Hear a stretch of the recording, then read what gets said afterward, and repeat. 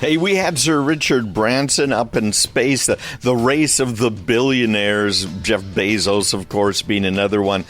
What does this mean to us? Does this matter? Is space solely for the rich? Is it going to help our businesses, our economy?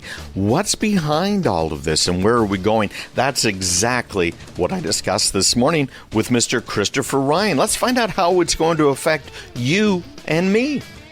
You know, Richard Branson is in the news today, Sir Richard Branson to you, Craig, as he reached the outer space and was able to bring individuals up there. And in your view, is this going to be a thing where commercial space travel is going to be something that we see and have access to as, you know, average Americans? To me, I feel like it's taken decades for even this type of space flight to take place. And I feel we are still so far away from an average Joe like you or I being able to afford to go into the areas almost into outer space. Yeah, the black blue yonder, as it were. First of all, let's get something straight here. Sir Richard Branson made it almost to space. Correct. They were 80 kilometers up, 100 is generally considered. But where we're headed here is not really so much getting into space, which I think is totally cool.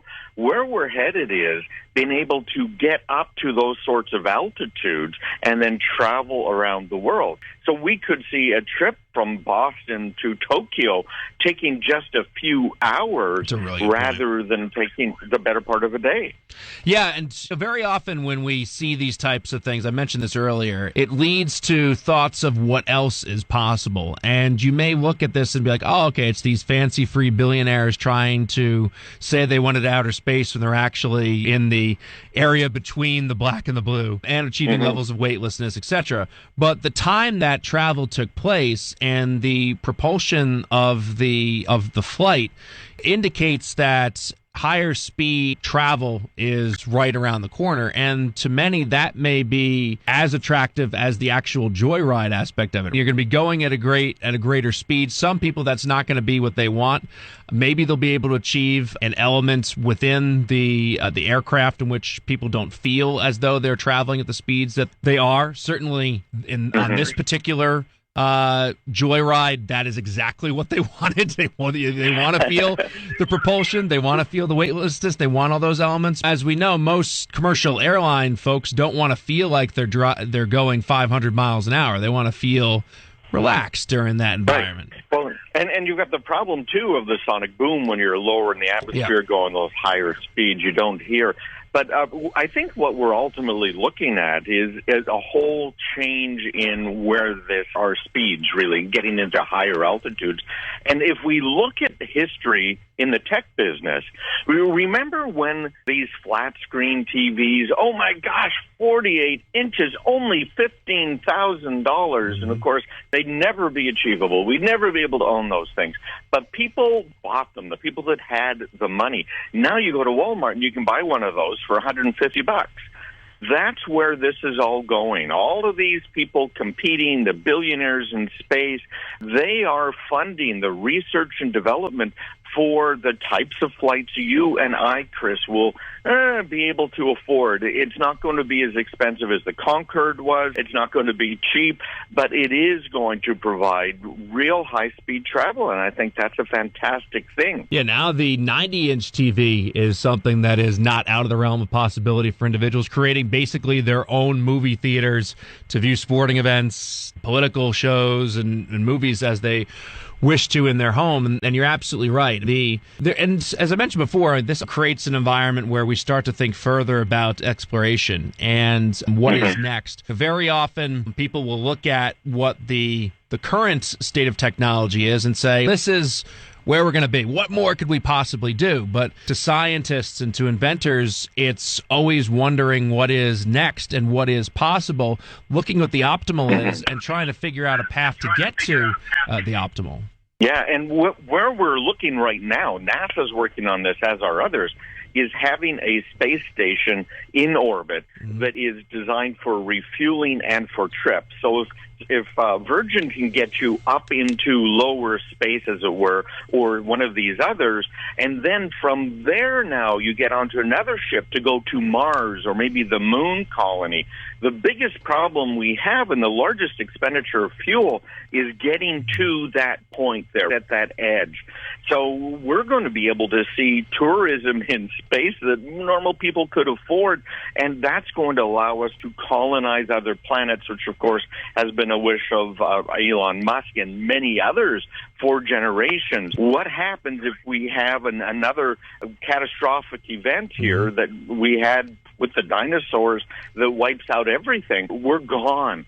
But this is really the next step, and it's absolutely amazing. I'm so excited about what's ahead. How far out do you think we are from that? Because you mentioned this has been a talk of generations now at this point in time, and decade after decade, even this type of space travel to lower space has been talked about, and commercial flights have been talked about for decades now at this point. I feel like we're still really far away from anything of that nature taking place, and I'd be surprised, to see colonization until the latter portion of my lifetime.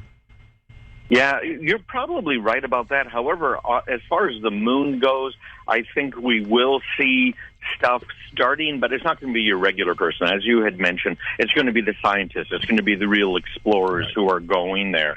But the original plan for the moon launch in the 60s was to have a refueling station in orbit around the Earth. And that's been in the back of everybody's mind for a long time. I think that within the next 20 years, we will have that station up in space that is a, halfway point of view that you can go to, and from there continue on to the moon. And Elon Musk is really into Mars, and I don't know, he might just jump past everybody else with this massive rocket that he's building to truly colonize Mars. He's thinking he's going to be doing this. We asked him, and it's within the next year or two. But the scientists are saying within the next 5 years. Yeah. So we might be surprised because technology can jump just like that. Yeah, and in conclusion here, I think that this goes to a broader message about where we are at as Americans. And we spend all this time fighting over the political scraps instead of having a vision towards the future and the things that we can achieve together as Americans. And whether it's disease, whether it's exploration underwater, into outer space, the new inventions. We need to get back to a place where we're not focused on the little things that divide us as human beings, but focused on what we want to achieve and talking about that, and not figuring out which meme is the best to mock Trump or Biden, but to focus upon what is the mutual and shared goals of our society. And to me, this type of stuff, the talk about tech, the topic about inventions, the talk about what we could do, what we could optimize moving forward, that needs to be at the forefront. And that's what people are looking for in politicians, too. They want somebody that's going to say, this is what we want to do, this is what we're going to do, and this is how we're going to do it. I think we've got to move towards looking to that future, being excited about it, rather than having the parties digging up tribalism. I agree. Craig, as always, thank you so much. Take care. Craig Peterson, host of Tech Talk on News Radio 610 and 96.7, Saturday and Sundays at 11:30.